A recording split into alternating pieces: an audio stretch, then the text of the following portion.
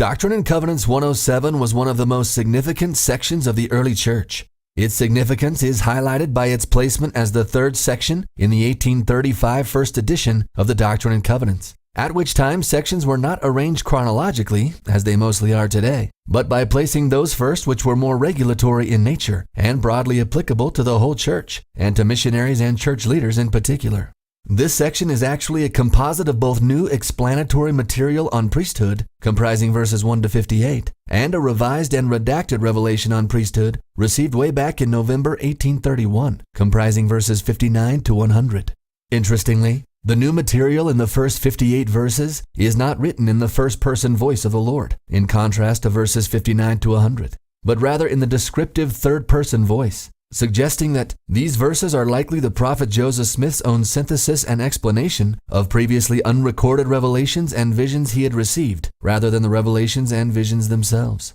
On the whole, Section 107 goes a long way toward establishing church ecclesiastical structure as we know it today.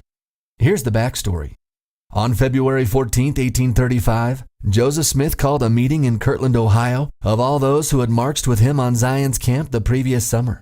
At this gathering, he paid tribute to those who were willing to give their lives, if necessary, for the redemption of Zion. Then the meeting minutes say, President Joseph Smith, Jr. said that the first business of the meeting was for the 3 witnesses of the Book of Mormon to pray each one, and then proceed to choose 12 men from the church as apostles to go to all nations, kindreds, tongues, and people. These 12 men were accordingly selected to be ordained to the office of apostle in the church, the average age of the 12 being only 28 years old. Then, 2 weeks later, on February 28th, an additional 43 men were selected to be ordained to the office of 70 in the church for the first time in our modern era.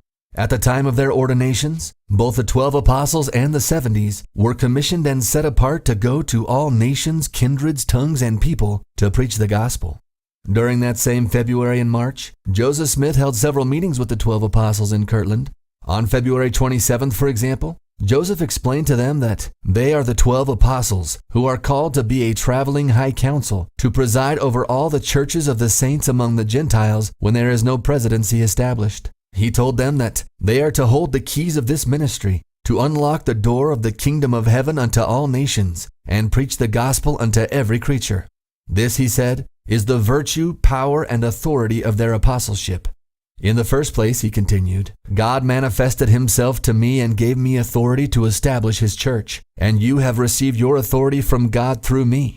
And now it is your duty to go and unlock the kingdom of heaven to foreign nations, for no man can do that thing but yourselves. Neither has any man authority or a right to go to other nations before you. And you 12 stand in the same relation to those nations that I stand in to you, that is, as a minister. At another meeting together on March 12th, Joseph proposed that because of several pressing requests from church branches in the eastern United States, the 12 should take their first mission together, traveling to and holding a series of conferences among the eastern saints for the purpose of regulating all things necessary for their welfare. While it is unclear from historical records exactly when Section 107 was written in its current form, it appears that Joseph presented the 12 with this instruction sometime before May 4, 1835, when they departed for their mission to the east. It seems that Section 107 was initially intended to aid the 12 in their regulation of the eastern branches of the church. Yet its detailed information about the responsibilities of priesthood officers would prove to benefit the whole church generally for years to come. So that's the backstory.